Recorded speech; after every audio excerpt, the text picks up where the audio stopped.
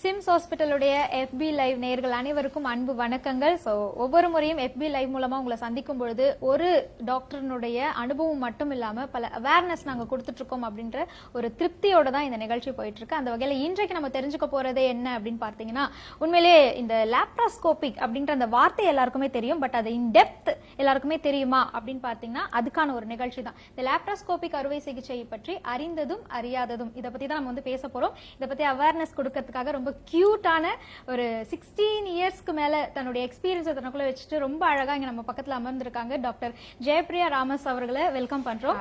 Welcome ma'am. So ஒரு பொது அறுவை சிகிச்சை மருத்துவர், அது மட்டும் இல்லாம லாப்ராஸ்கோபிக் அறுவை சிகிச்சை மருத்துவர், ஃபெலோஷிப் பண்ணிருக்காங்க லாப்ராஸ்கோபிக்ல. அது மட்டும் இல்லாம இந்த லாப்ராஸ்கோபிலேயே நிறைய விஷயங்கள் பண்ணி நிறைய பேஷண்ட்ஸ்க்கு வந்து அவங்களுடைய மறைந்து போன புன்னகையை திருப்பி கொடுத்திருக்காங்க. சோ இந்த மாதிரி இன்னும் நிறைய பேருக்கு நீங்க கியூர் பண்ணணும்ன்ற வாழ்த்துக்களோட இந்த நிகழ்ச்சிக்குள்ள போலாம். சோ பொது அறுவை சிகிச்சை, லாப்ராஸ்கோபிக் அறுவை சிகிச்சை ரெண்டுமே நீங்க பண்ணிருக்கீங்க. சோ இந்த ரெண்டுத்துக்குமான டிஃபரன்ஸே இன்னும் நிறைய பேர்னா உடம்புல இருக்கிற இப்போ உடம்புல நம்மளுக்கு நோய் வருது இல்லையா?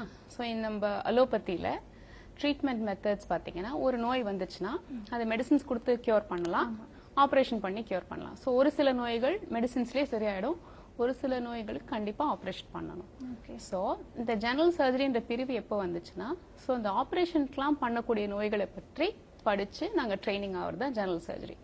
ஸோ ஜெனரல் சர்ஜரி வந்து தலையில இருந்து கால் வரைக்கும் உள்ள ஒரு சரி, இப்போ அங்க ஒரு சீழ் கட்டி இருக்கு, அதுக்கு மெடிசின் கொடுத்து அது கீறி விடணும், சீழ் வெளியே வரணும். ஒரு கேன்சர் கட்டி இருக்குது, இது மாதிரி நிறைய problems, diseases require surgical intervention. So general சர்ஜன்னா தலையில இருந்து கால் வரைக்கும் உள்ள ப்ராப்ளம்ஸை நாங்க ஆப்ரேஷன் மூலமா எங்களுக்கு கியூர் பண்ண ஒரு training. So that is a very basic level. இப்போ ஒருத்தவங்களுக்கு மூளையில ஒரு கட்டி இருக்குன்னா அதுக்கு நியூரோ சர்ஜரி இருக்கு, ஹார்ட்ல ஒரு ப்ராப்ளம் இருக்குன்னா அதுக்கு ஹார்ட் சர்ஜரி இருக்கு, அந்த மாதிரி ஜெனரல் சர்ஜரி.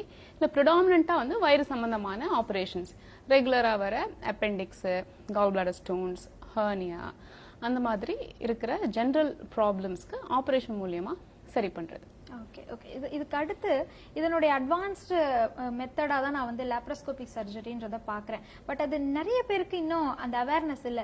ஏன் நான் இந்த ஆபரேஷனே பண்ணிக்கிறேனே, லாப்ராஸ்கோபினா என்னன்னு தெரியலன்னு பயப்படுறவங்க நிறைய பேர் இருக்காங்க. லாப்ராஸ்கோபி அறுவை சிகிச்சை அப்படின்னா என்னது? ஓகே. ஸோ லாப்ரோஸ்கோபினா, லாப்பரோனா வயிறு, ஸ்கோப்பினா ஒரு குழா மூலியமா பாக்குறது scope.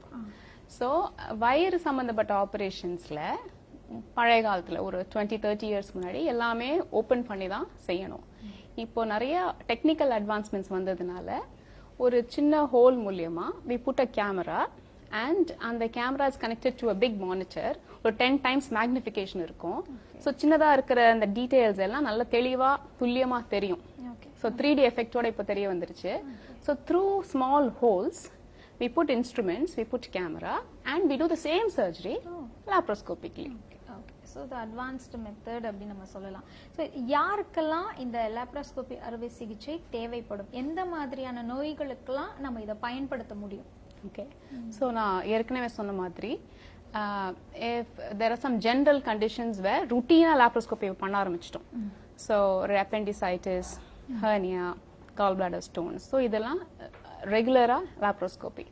But there are some major conditions where you can do laparoscopy. Like வயித்துல ஒரு கேன்சர் கட்டியா இருக்கலாம், இல்ல அந்த உடல் பருமனை குறைக்கிறதுக்கு பேரியாட்ரிக் சர்ஜரின்னு சொல்றோம். வயிறுல ஒரு பகுதி எடுத்து குடலை அதை இணைச்சு தைக்கிறது, அந்த மாதிரி சிறுகுடல், பெருங்குடல்ல கட்டி, மலக்குடல். ஸோ இது எல்லாமே லாப்ரோஸ்கோப்பில பண்ணலாம். இப்போ எவ்வளவு அட்வான்ஸ் ஆயிடுச்சுன்னா லிவர், கல்லீரல்ல பண்ற ஆபரேஷன் கூட இப்போ லாப்ரோஸ்கோப்பி வந்து போச்சு. That is considered major.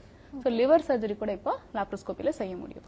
Okay. So நம்ம கண்டினியூ பண்ணி பேசுறதுக்கு முன்ன பார்த்துட்டு இருக்க வியூவர்ஸ்க்கு ஒரு விஷயம் நான் சொல்லணும்னு ஆசைப்படுறேன். இந்த லாப்ரோஸ்கோபி அறுவை சிகிச்சை பற்றி உங்களுக்கு ஏதாவது டவுட்ஸ் இருந்தது அப்படின்னா நீங்க இந்த லைவ்க்கு கண்டிப்பா கமெண்ட் பண்ணி கேட்கலாம். உங்களுடைய கமெண்ட்ஸ் நாங்க பார்த்துட்டு அதுக்கான விளக்கத்தை நாங்க டாக்டர் கிட்ட இருந்து உங்களுக்கு கண்டிப்பா வாங்கி கொடுப்போம். ஸோ இப்போ இந்த லாப்ரோஸ்கோபி அப்படின்றது பண்ணும்பொழுது பொது அறுவை சிகிச்சையில கிடைக்கக்கூடிய அந்த பூரண நிவாரணம் அப்படின்றது கண்டிப்பா கிடைக்குமா, இல்லைன்னா அதுவே பண்ணிருக்கலாம் அப்படின்ற மாதிரியா யோசிக்கலாமா நம்ம? இல்ல, ஆக்சுவலா நான் சொன்ன மாதிரி லாப்ரோஸ்கோபி இஸ் another மெத்தட். இன்னொரு வகையான கருவி யூஸ் பண்ணி ஆபரேஷன் பண்றோம். But operation same. இன்ஃபேக்ட் லாப்ரோஸ்கோப்பில ரெக்கவரி குவிக்கா இருக்கும். ஏன்னா நம்ம கட் பண்ணி ஆபரேஷன் பண்ணல, we just make small holes. அது 1 சென்டிமீட்டர் ஹோல் தான் இருக்கும், 1/2 சென்டிமீட்டர் தான் இருக்கும். ஸோ பேஷண்ட்க்கு வலி கம்மியா இருக்கும், ரெக்கவரி குவிக்கா இருக்கும், சீக்கிரம் எஞ்சி நடக்கலாம், சாப்பிடலாம். ஸோ இன்ஃபேக்ட் இப்போ most of the laparoscopic procedures day கேர்னா காலையில வந்து ஆபரேஷன் பண்ணா சாயந்தரம் வீட்டுக்கு நடந்து போக முடியும். சோ அந்த அளவுக்கு வந்து போச்சு. So in fact it is a huge advantage. Benefits தான் இதுல அதிகமா இருக்கு அப்படின்றீங்க. சோ இப்போ டே கேர் அப்படின்ற மெத்தட்ல ரொம்ப சிவியரான விஷயங்கள் சொல்லுவீங்களா, இல்ல அதுக்குன்னு இந்தந்த ட்ரீட்மெண்ட்ஸ் மட்டும் தான் டே கேர் அப்படின்ற மாதிரி நம்ம ஸ்பெசிஃபிக்கா சொல்லுவோம்? That's a good question. Because டே கேர்ல எந்தெந்த இப்போ ஒரே நாள்ல வீட்டுக்கு போக முடியும்னா what is safe for that patient to go home. Operation பண்ணிட்டு வீட்டுக்கு போய் அவங்க சேஃபா நல்லா இருக்க முடியும்ன்ற விஷயம் தான் நம்ம டே கேர்ல செய்ய முடியும். சோ ரொம்ப மேஜர் ஆபரேஷன்லாம் நம்ம டே கேர்ல இப்போ வந்து யூனோ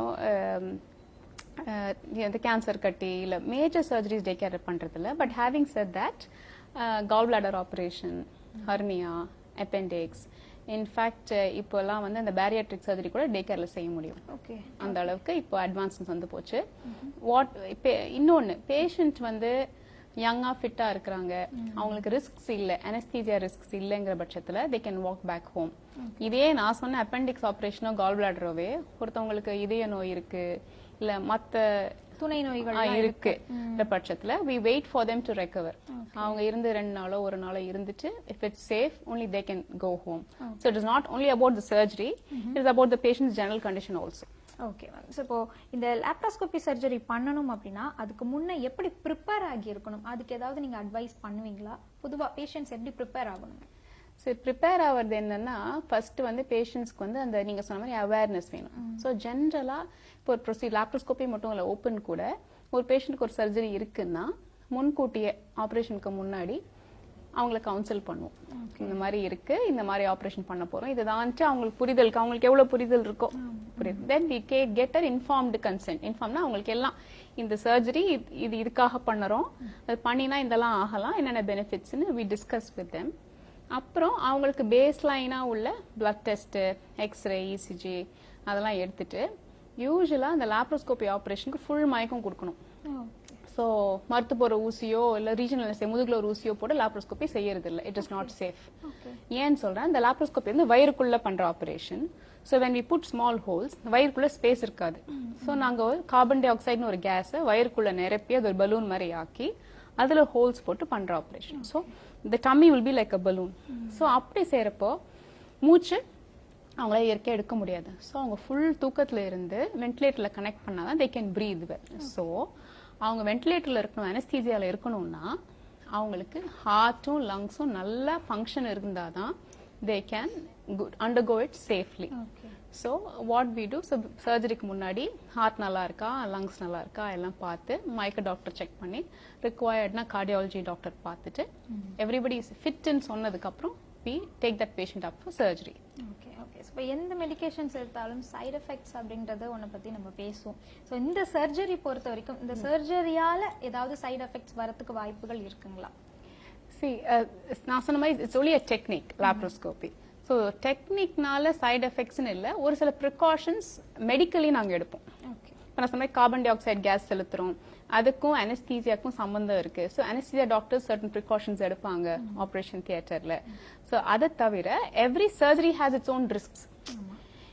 இப்போ நான் சொன்ன மாதிரி இப்போ கேஸ்ட்ரிக் கேன்சர், ஸ்டமக்ல கேன்சர் இருக்கு, இரைப்பையை ரிமூவ் பண்றோம்னா அதுக்கு சம்பந்தமான ஒரு சில ப்ராப்ளம்ஸ் இருக்கு.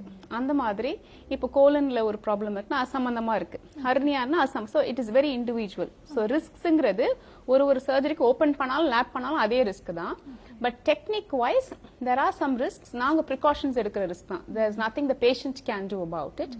பட் இந்த பிகாஸ் நான் சொன்ன ஹார்ட் லங்கும் நல்லா இருக்குங்கிறதால மூச்சு பயிற்சி, வாக்கிங் அதெல்லாம் அவங்க இயற்கையாவே if they can do major surgery கண்டிப்பா பண்ண சொல்லிடுவோம். சர்ஜரிக்கு முன்னாடியே அந்த ஒரு பால் ஊதுற எக்ஸசைஸ் இருக்கு, அதெல்லாம் பண்ணி நல்லா லங்ஸ் விரிவுபடுத்திட்டு வரலாம். எப்பவும் போல walking they're doing, they have to do that. If they're smoking will ask them to cut down on smoking. So அதெல்லாம் அவங்க செய்யணும். Okay ma'am. இப்போ பொதுவா ஒரு மக்கள் கிட்ட போய் ஒரு பிரச்சனை உங்களுக்கு இருக்கு, நீங்க ஆப்ரேட் பண்ணிக்கணும்னாலே ஓடக்கூடியவங்க தான் நிறைய பேர் இருக்காங்க. ஐயோ ஆப்ரேஷனா, கத்தியெல்லாம் என் உடம்புல வச்சிடாதீங்கன்னு பயப்படுறவங்க இருக்காங்க. சோ ஆப்ரேஷன் நானும் அப்படிதான். சோ அப்படி பார்க்கும்போது ஆப்ரேஷன்ஸ்ன்றது அவசியம் தானா மேம்? ஒரு மனிதனுக்கு? இப்படி கேட்டீங்கன்னா நான் சர்ஜனுங்கிறதுனால சொல்லல, ஜென்ரலா நானும் ஒரு காமன் மேனா சொல்றேன். இப்ப நம்ம வந்து இப்போ அலோபதி மாடர்ன் மெடிசன்ல இருக்கும். நான்லாம் modern medicine doctor, allopathy doctor. இந்த அலோபதிங்கிறது என்னோட நம்பிக்கையை சொல்றேன். நானும் நம்ம ஊர் பொண்ணு தானே நானும். சோ நம்ம வந்து ஆல்டர்னேட்டிவ் மெடிசன் சொல்றாங்க, அதாவது நம்ம ட்ரெடிஷனல் மெடிசன்ஸ். சோ மாற்று முறைன்னு சொல்றோம், பிகாஸ் நம்ம மெயின் ஸ்ட்ரீம் மாடர்ன் மெடிசன் மாற்று முறைன்னு சொல்றோம். பட் நம்ம ஊர்ல இருக்கிற 100 இயர்ஸ்க்கு மேல இருக்கிற மருத்துவம் வந்து சித்தம், ஆயுர்வேதம், இன்னும் நம்மளுக்குலாம் நம்பிக்கை இருக்கு, எனக்கு இருக்கு. சோ அதுக்கும் அலோபதியும் there is a difference. என்னன்னா அக்யூட் கேர், எமர்ஜென்சி, இன்ஃபெக்ஷன்ஸ், இதுக்கெல்லாம் அலோபதி முறை எடுக்கிறது தான் புத்திசாலித்தனம், பிகாஸ் உடனே கியூர் வரும். கிரானிக் லைஃப் ஸ்டைல் டிசீசஸ்க்கு நம்ம ட்ரெடிஷனல் மெடிசின்ஸ் ஒர்க். ஸோ என்னோட பர்சனல் ரெக்கமெண்டேஷன் என்னன்னா, உங்களுக்கு யூ ஹேவ் சம்திங், இப்போ திடீர்னு ஹார்ட் அட்டாக் வருது, நெஞ்சு அடைக்குது, அப்போ போய் ஒரு கஷாயத்தை குடிப்பீங்களா? You need to approach what best treatment you can do to immediately relieve it. அந்த மாதிரி உங்களுக்கு வந்து ஒரு ஜுரம் வருது, you have an infection in your body, அது வெளியே போகணும்னா ப்ரிவென்ட் பண்றதுக்கு இம்யூனிட்டி பூஸ்ட் பண்ணிக்கிறதுக்கு நிறைய டெக்னிக்ஸ் இருக்கு நம்ம ட்ரெடிஷனல் மெடிசன்ல. பட் உடனே உங்களுக்கு ஒரு டைஃபாய்டு காய்ச்சல் வருது, அதுக்கு ஆன்டிபயோட்டிக் எடுத்து தான் ஆகணும். So when it is there, allopathy is the best treatment. அதே மாதிரி there are certain conditions where you have to do surgery to cure it. Otherwise it's dangerous for life. So எங்க surgical trainingல எங்களுக்கு என்ன சொல்லி கொடுப்பாங்கன்னா, there are some conditions where elective நாங்க operate பண்ணலாம். We can wait and operate. எமர்ஜென்சியா பண்ணணும், பண்ணலனா உயிருக்கு ஆபத்து. For example, I recently treated a pregnant lady. அவங்களுக்கு அம்பலிக்கஸ்ல ஒரு ஹெர்னியா, அந்த ஹெர்னியா வழியா குடல் வெளியே வந்துருச்சு, அடைச்சிக்கிட்டு இருக்கு. அப்படியே விட்டா அந்த குடலுக்கு பிளட் சப்ளை கட் ஆகி அழுகிடும். It is dangerous for her life and for the baby. So அங்க நான் வந்து மருந்து கொடுக்குறேன், ட்ரை பண்றேன், இட் டசன்ட் ஒர்க். ஏன்னா இட்ஸ் அ மெக்கானிக்கல் ப்ராப்ளம். இதை ரிலீவ் பண்ணிட்டோம்னா அந்த குடலுக்கு உயிர் வந்துடும். ஸோ அந்த பட்சத்துல உடனே ஆபரேஷன் பண்ணணும். புரியுதுங்களா? So it is not that. So அதனால my personal believe is with an emergency as surgery. எலெக்டிவ்க்கு வந்து again there are some conditions. இப்போ gallbladder stones இருக்கு, any number of medicines are there. In fact சில பேர் apple juice குடிப்பாங்க, ஒரு சில இது குடிப்பாங்க, என்னென்னமோ ட்ரை பண்ணுவாங்க. இன்ஃபேக்ட் இதெல்லாம் முடிச்சிட்டு தான் கடைசியா சர்ஜன் கிட்ட வருவாங்க, டைரக்டா வர மாட்டாங்க. இன்ஃபேக்ட் எங்க மெடிக்கல் ஃபீல்ட்ல நிறைய டாக்டர்ஸ்க்கு வந்து gallbladder stone தானே, அது ஒண்ணும் இல்ல அப்படின்ற இதுதான். even that it has to be operated. We don't know. See, if you know a way, இப்போ உங்களுக்கு ஒரு ப்ராப்ளம் இருக்கு, மருந்து கொடுத்தா சரியாகும்னா why will I operate? Correct. So நம்ம மாற்று முறைன்னு சொல்றதை விட ஒருங்கிணைந்த மருத்துவம் அப்படி கூட கரெக்டா இருக்கும். சோ எல்லா விதத்திலயும் நம்ம பண்ணலாம். பட் எமர்ஜென்சி அப்படின்னும் போது கண்டிப்பா நம்ம அதை சூஸ் பண்ணி தான் ஆகணும். சரி, அப்படி சூஸ் பண்ணணும்ன்ற ஒரு முடிவை ஒரு டாக்டர் சொல்றாங்க அப்படின்னும் போது அந்த பேஷண்ட் இன்னொருத்தர் கிட்ட போய் செகண்ட் ஒப்பீனியன் வாங்கலாமா? அது வந்து கரெக்டா இருக்குமா? இந்த செகண்ட் ஒப்பீனியன்ங்கிறது வந்து again this is my personal opinion. Okay, இப்போ நீங்க என்ன பாக்குறீங்க, நான் உங்களுக்கு ஆபரேஷன் சொல்லிட்டேன், உங்களுக்கு அதுல திருப்தி இல்ல, you're not convinced with what I'm saying. So you have every right as an individual, is your basic right to go for a second opinion first.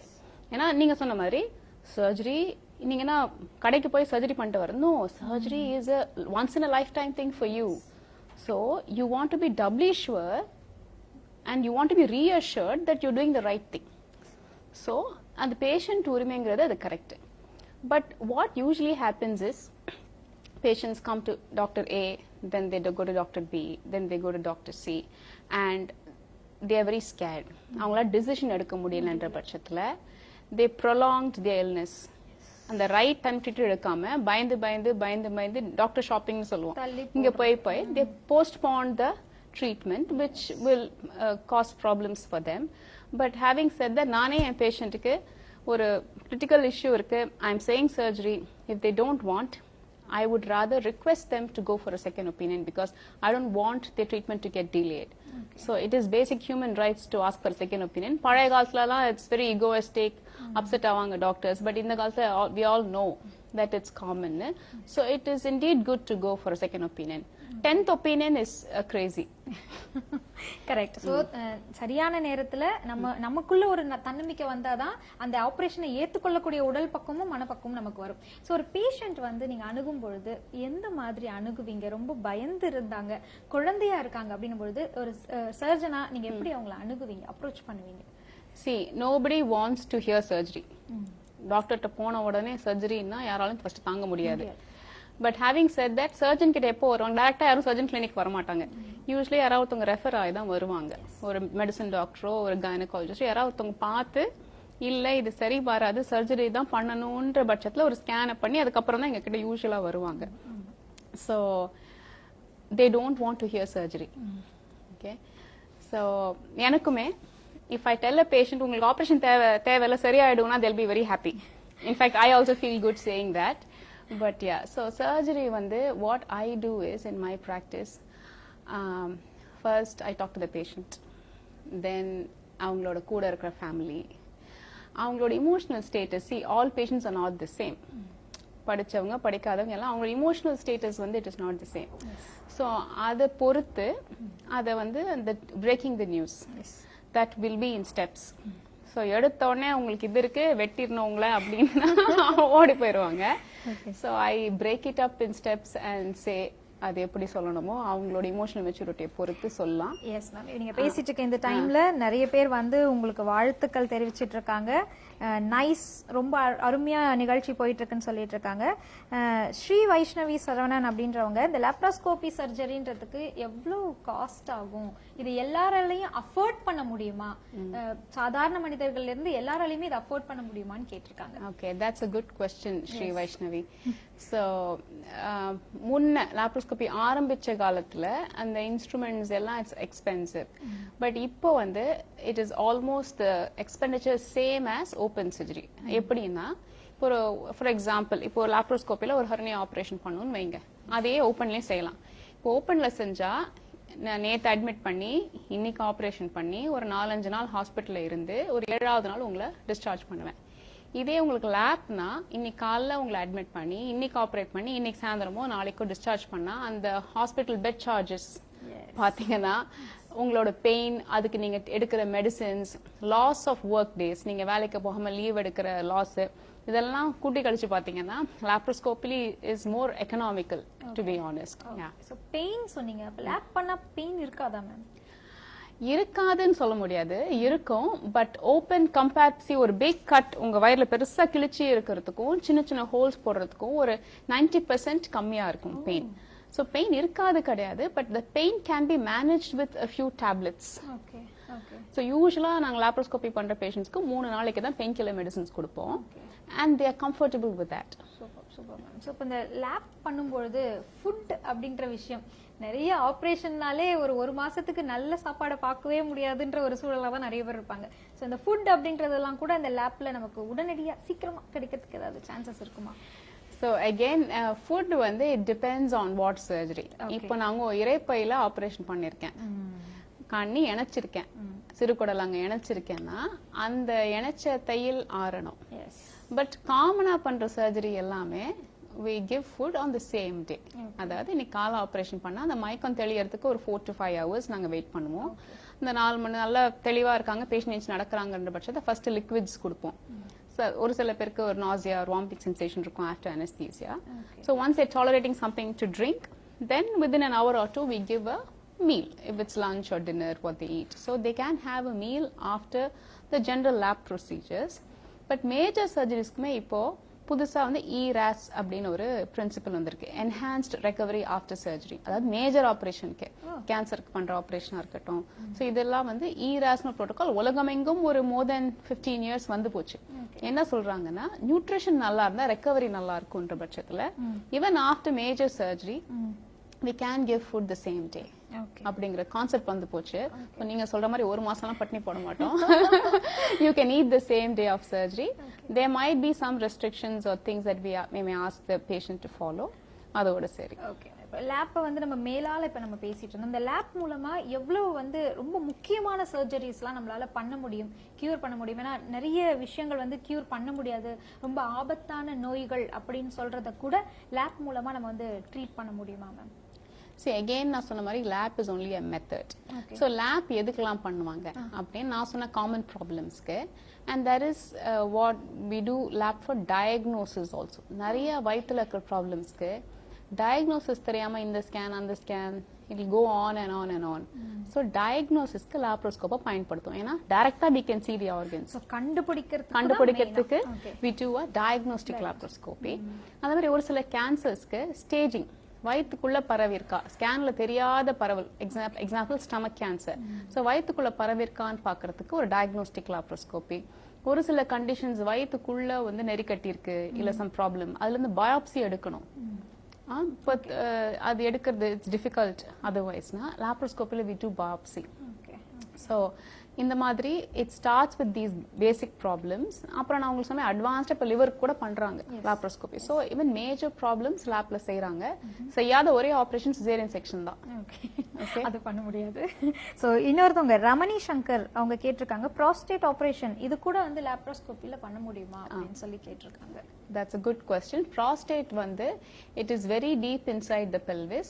அதுக்கு lap is a very good technique. In fact lap ஓட robot வச்சு பண்றது it's even more அந்த surgery இன்னும் துல்லியமா இன்னும் ப்ராப்பரா இருக்கும். ஸோ ப்ராஸ்டேட் கேன்சருக்கு லேப் வசதி லேப் இல்லாத பட்சத்தில் even robot can be a very good technique to do a prostate cancer surgery. Okay, குழந்தைகள் முதியவர்கள் இவங்களுக்கு லேப் வந்து செட் ஆகுமா? நீங்க ஃபர்ஸ்டே சொன்னீங்க ஆரோக்கியமா ஹெல்த்தியா இருந்தா பண்ணலாம் அப்படின்னு சொன்னீங்க. இது குழந்தைகளுக்கும் முதியோர்களுக்குமே பொருந்துமா இந்த டேர்ம்ஸ்? பொருந்தும். இன்ஃபேக்ட் இப்போ பீடியாட்ரிக் லாப்ரோஸ்கோபிக் சர்ஜன்ஸ் வந்துட்டாங்க.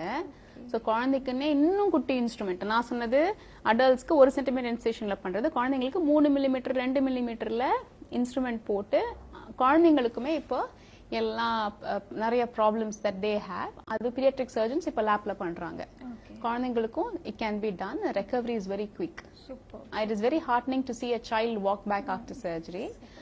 முதியவர்கள் பாத்தீங்கன்னா age is just a number. So முதியவர்கள் ஃபிட்டா இருந்தாங்கன்னா நாங்க வந்து எப்படி ரிஸ்க் அசஸ் பண்ணுவோம். ஒரு பேஷண்ட் சர்ஜரிக்கு வராங்கன்னா அவங்களுக்கு ரிஸ்க் எப்படி இருக்குன்னு பார்ப்போம்னா we have 1 2 3 4 5 ஒரு கிரேடிங் இருக்கு அனஸ்தீசியால.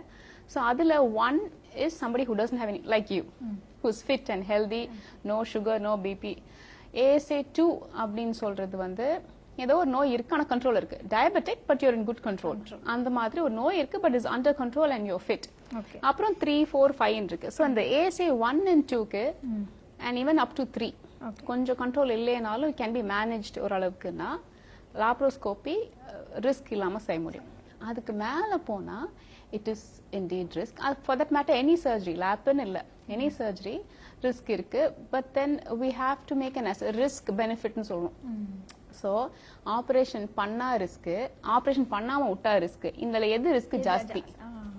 Based on that we have to make a decision. Okay, so நம்ம சிம்ஸ் ஹாஸ்பிட்டல் பொறுத்த வரைக்கும் இங்க லாப்ரோஸ்கோபிக் சர்ஜரின்றது எந்த அளவுக்கு அட்வான்ஸ்டா இருக்கு, எந்த அளவுக்கு நம்ம பண்ணிட்டு இருக்கோம் அதை பத்தி சொல்லுங்க. ஓகே, ஸோ சிம்ஸ்ல வந்து from the beginning we have all the lab equipment. So அது ஒரு பிளெஸிங், டாக்டர்ஸ்க்கு அது ஒரு பிளெஸிங்.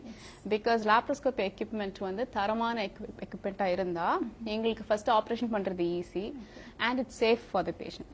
இப்போ என்ன ஆச்சு, ஆரம்பத்துல லாப்ரோஸ்கோபி எக்யூப்மெண்ட் ரொம்ப எக்ஸ்பென்சிவ்ங்கிறதுனால நிறைய இப்போ சைனா மேக் மாதிரி ரொம்ப லோக்கல் மேக்ஸ் வந்து போச்சு. where the instrument is there but it's not இப்போ ஒரு சீம்லெஸ்ஸா ஒரு கம்ஃபர்டபுளா எங்களுக்கு ஆப்ரேட் பண்றதுக்கோ அந்த பேஷண்ட்டுக்கு மற்ற கொலாட்ரல் இன்ஜுரிஸ்னு சொல்லுவோம் லாப்ரோஸ்கோப் பண்றப்ப அவங்களுக்கும் பாதிப்பு இல்லாத மாதிரி தரமான இன்ஸ்ட்ருமெண்ட்ஸ் நம்ம கிட்ட இருக்கு. இன்ஃபேக்ட் நான் சிம்ஸ் ஆரம்பத்துல இருந்து இந்த இன்ஸ்டிடியூஷன்ல இருக்கேன். ஸோ நாங்கள் ஃபர்ஸ்ட் டே கேர் தான் திறந்தோம் சிம்ஸ்ல. Day care ward, day care தான் ஆரம்பிச்சோம். சிட்டிலேயே வந்து நாங்கள் வந்து we started doing gall bladder surgery as day care. Gall bladder day கேர்ல பண்றீங்களான்ட்டு பயந்த காலம் உண்டு. பட் வந்து அது செய்ய முடியுங்கிறது வந்து எங்க team, we have a good anaesthesia team. அந்த அனஸ்தீசியா டாக்டர்ஸ் என்ன பண்ணுவாங்கன்னா they do something call tap block. வேற வயிறுல வந்து அந்த குட்டி குட்டி ஹோல்ஸ் போடுற அந்த வலி கூட இருக்க மறுத்து போயிருங்க சுத்தமா. பேஷண்ட் நினைச்சு நடப்பாங்க, மாத்திரை எழுதி கொடுத்தா நான் மாத்திரை போடல டாக்டர் ஐம் ஃபைன்னு சொல்லுவாங்க. அந்த அளவுக்கு அனஸ்தீசியா டெக்னிக்ஸ் வந்து போச்சு. ஏன்னா லாப்ரோஸ்கோபியில முக்கியமான எங்களோட ஸ்பைன், எங்களோட பில்லர் வந்து அனஸ்தெட்டிஸ்ட் தான். ஸோ மயக்க டாக்டர்கள் வந்து அதுல முக்கியமான ரோல். இப்போ நான் வந்து அக்ராஸ் சிட்டி ஆப்ரேட் பண்ணுவேன், எங்க மயக்குனர் நல்லா இருக்காரோ அங்கதான் நான் லாப்ரோஸ்கோபி தைரியமா பண்ணுவேன். So we have a great anaesthesia team. And then அந்த நர்சஸ் இருக்காங்க இல்லையா, இந்த recovery and day care, so இப்போ ஒரு நர்ஸ் போய் அம்மா எந்திரிக்காதம்மா நடக்காதம்மா அப்படின்னு பயமா பேசுனாங்கன்னா பேஷண்ட் போயிடுவாங்க. But nurse says get up, coffee குடிக்கிறீங்களா அப்படின்னு கேட்டா வாங்க நான் டாய்லெட் கூட்டிட்டு போறேன். So we have that team here. So I'm so glad I'm working with a team like that. டீமோட ஒர்க் பண்றது மட்டும் இல்லாம நான் கேட்ட எல்லா क्वेश्चंस्க்கும் உங்ககிட்ட அனுபவ ரீதியான ப்ரூஃப் இருக்குன்றதும் எனக்கு தெரியும். குறிப்பா வந்து கேன்சர் கூட நீங்க ட்ரீட் பண்ணிருக்கீங்க. சோ அந்த எக்ஸ்பீரியன்ஸ் எப்படி இருந்தது? அது நீங்க லேப் மூலமா தான் பண்ணீங்களா? எப்படி இருந்தது அந்த எக்ஸ்பீரியன்ஸ்? See, கேன்சர்ஸ்க்கு வந்து when I was training லாப்ரோஸ்கோப்பில நிறைய ட்ரீட்மெண்ட் இல்ல. பட் இப்ப நாள் போக போக ஸ்லோலி ஒரு கேன்சர் லாப்ரோஸ்கோப்பில ட்ரீட் பண்ண முடியும்ன்ற மாதிரி ஆயிடுச்சு. Okay. So you name the cancer இப்போ லேப்ல பண்ண முடியும். இப்போ வந்து மெயினா வந்து இந்த கோலோரெக்டல் கேன்சர்னு சொல்லுவாங்க, அதாவது பெருங்குடல்ல இருக்கிற கேன்சர்ஸ் லாப்ரோஸ்கோப்பில கன்வீனியன்ட்டா செய்ய முடியும். ஸோ நாங்க how we started doing earlier is we pick and choose எது ஈஸி லாப்ரோஸ்கோப்பி அப்படின்னு ஆரம்பிச்சு அது ஓவர் த 10 years இப்போ அட்வான்ஸ்டும் செய்ய நம்மளால முடியும். So it is based on surgeon experience also, and based on the training that. So I was lucky that I was working under the surgeon with whom I could evolve as a, லாப்ரோஸ்கோப்பில learning கர்வ்னு ஒன்று இருக்கு. அதாவது எல்லாராலையும் பண்ண முடியுமா? S, அது கூட நீங்க நேயர்களுக்கு கண்டிப்பா சொல்லணும். ஒரு லாப்ரோஸ்கோபி சர்ஜரி அப்படின்றது ஒரு டாக்டர் பண்றாங்கன்னா அவங்க எந்த அளவுக்கு ட்ரெயின்ட் ஆயிருப்பாங்க மேம், அதுவுமே நீங்க சொன்னீங்கன்னா நல்லா இருக்கும். ஸோ நான் சொன்ன மாதிரி பழைய காலத்து ஒன்லி ஓப்பன் சர்ஜரி. ஸோ அந்த பழைய காலத்து சர்ஜன்ஸ்க்கு லாப்ரோஸ்கோப் பண்ண வராது. இந்த காலத்துல எல்லாமே லேப். ஸோ இந்த காலத்துல ட்ரெயின் ஆகிறவங்களுக்கு ஓப்பன் பண்ண வராது. So but a good surgeon should be a combination of open and lap. ஏன்னா லேப்லயும் காம்ப்ளிகேஷன்ஸ் நடக்கலாம். Okay, so they should know how to convert to open and operate. Okay, having said that இந்த லாப்ரோஸ்கோபிக் சர்ஜரிக்கு ஒரு லேர்னிங் கர்வ் இருக்கு. Learning கர்வ்னா இப்போ நம்ம ஒன்று கத்துக்கிறோம் ஒரு விஷயம்னா ஈஸியா கத்துக்க முடியுங்கிற ஒரு சில விஷயம் இருக்கு. கொஞ்சம் ஆரம்பத்துல டிஃபிகல்ட், போக போக ஈஸி. ஸோ இந்த லாப்ரோஸ்கோப்பில it has a steep learning curve.